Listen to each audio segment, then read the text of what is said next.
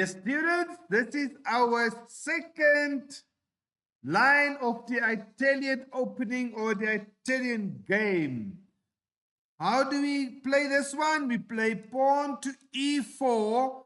Again, opening up for our bishop and opening up for our queen. Occupy the center and control the d5 square. Then black does the same, opening up for the bishop, opening up for the queen, and occupy the center and control the central square on d4. So how do we continue? Knight to f3. And how does black continue? Knight to c6, protecting the pawn. Now it's white's turn. White plays bishop to c4, aiming at the king side, attacking the pawn on f7. Again, I want to caution, you should not capture this pawn. I have seen my dear students go and then they capture this pawn, losing their bishop. You should not capture this pawn unless you have enough material so that the opponent cannot capture back. You should win when you capture there and not capture there and lose your bishop. Be very careful. That is what happens sometimes when the students are finished with the development, then they just capture pieces. You should not be doing that. Okay, so we've played our bishop to c4. And how should black respond? Bishop to c5 to develop the pieces. Okay, develop the king side pieces. That's the first bishop that you play out. And now here is the new move. Pawn to c3. Remember what I said? This is the Italian opening variation 2. You play your pawn to c3. Why do you play your pawn to c3? Because you want to attack the d4 and the b4 squares. So the knight cannot move there or here or the bishop. And also you are preparing to push your pawn to d4. Remember earlier in the first line, it was difficult to push your pawn, but here you play your c3 pawn in preparation of the pawn to d4. That's why you play your pawn to c3. So that's a new variation of the Italian opening that I'm teaching you today with this video. So after pawn to c3, black will play knight to f6, and you can see that the knight is attacking our pawn on e4. What do? We ignore that because we are attacking the bishop on c5. If he now takes our pawn, then we take the bishop. So the opponent will not do that. The opponent will capture back with the pawn first. Remember, we capture with the smallest piece first. Then we capture back with our pawn, and now we have the optimal center. See, this is a very powerful center for white, and this is what we wanted to achieve. That's why we push the pawn to c3 in the first place, to capture back with the pawn and not with the knight. Now the opponent will come and give check with the bishop on b4. It is said that you should not move the same piece twice in the opening. This is only move number 6. But if the opponent attacks your bishop, you better move it away. You see, the opponent attacks your bishop, so you need to move it away. And it's a good idea to give a check here. And now white will defend with the bishop. And again, we could play a different line, but let me first go through the main line here. Black will capture our bishop on d2, giving another check, and then we capture back with our knight on d2. Please take note, not with the queen, because then the opponent will capture our pawn. We will lose a pawn, okay? We should capture with the knight because the knight also protects the pawn. What happens if we capture with this knight? Then we lose the other pawn on d4. So it is very important to pay attention how you capture back, how you recapture.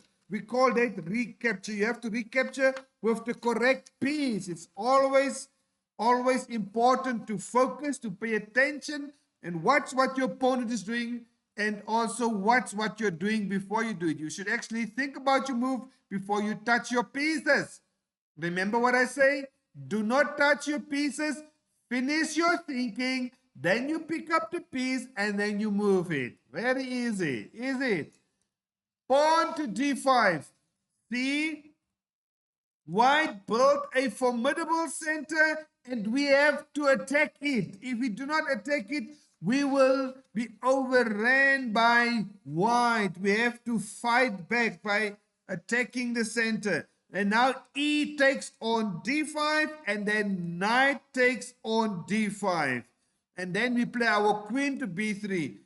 What are we doing? We are attacking on f6. On d5, pushing this knight back. But black doesn't have to play back, because if black plays back here, then black is in big trouble. It can be checked. And if you here make the wrong move, you go here, for example, then it can be Shachmatarovsky. This is 12 moves and the game is over. You see that? So you have to be very careful. So you cannot move this knight. You cannot move this knight, but you can defend the knight by playing your other knight to e7. And with that, you are protecting your knight with your knight and with the queen.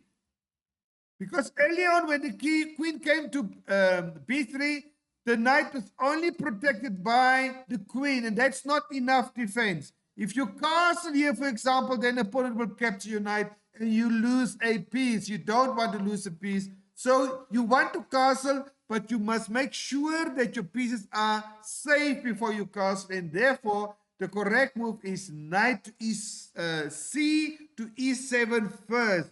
Then white castles and then black castles. Let me just promote this line quickly. White castles, black castles, then rook f to e1, and then c6. And we have a very, black is a very strong knight in the center of the board, fortified by the pawn, fortified by the other knight on e7, and by the queen. And now we can bring our bishop to e6, or we can play our bishop to f5, or we can play our bishop to g4, attacking this knight. So this is what we can do with our bishop. So this is the first 12 moves of the second variation of the Roy Lopez. I repeat, this is the second variation. I said Roy Lopez. Sorry, it's Italian opening, not Roy Lopez. Okay, so let's start from the beginning. Let me quickly remove all the commentary that is on the game, and then we start. So what I will do is I will just go through the moves quickly so you can see what to play. E5, knight f3, knight c6, bishop to c4, bishop to c5, and now our new move, pawn to c3. Why do we play pawn to c3? Because we want to push our pawn to d4, supported by the pawn on c3. E takes d4, c takes d4, bishop to b4, check. Bishop interposes, block the check. The bishop captures on d2, again give another check. The knight on the queen side captures on d2, protecting the pawn on e4. Pawn to d5, striking at the center of white. E takes d5, knight takes d5, queen to b3, knight c to e7, protecting the knight on d5. White castles, black castles as well, rook to f1 and c6. This is the second variation of the Italian opening or the Italian game that I wanted to teach you today. I hope that this will be useful to you. You have to try and learn this from the white's perspective and from the black's perspective so that you know how to play it from the black side as well. So what I'm going to do now is I will flip the board and then we will start again. I flip the board so that you can also see it from the black perspective. E4, E5, knight f3, knight c6, bishop to c4, bishop to c5, pawn to c3, knight to f6, d4, e captures d4, c captures d4, bishop to b4 check, bishop to d2, bishop captures on d2, knight captures on d2, pawn to d5 striking at the white center, e captures d5, knight captures d5, queen to b3, knight c to e7, white castles, black castles, rook f to e1 and c6. That is the Italian opening, second variation from black's perspective. So you have to memorize it so that you can use it in your games. I wish you all the best with the Italian opening. It's a great opening to play. It's easy to play. You get your pieces out very easily and you'll have a lot of fun playing it. Thank you for watching. Goodbye.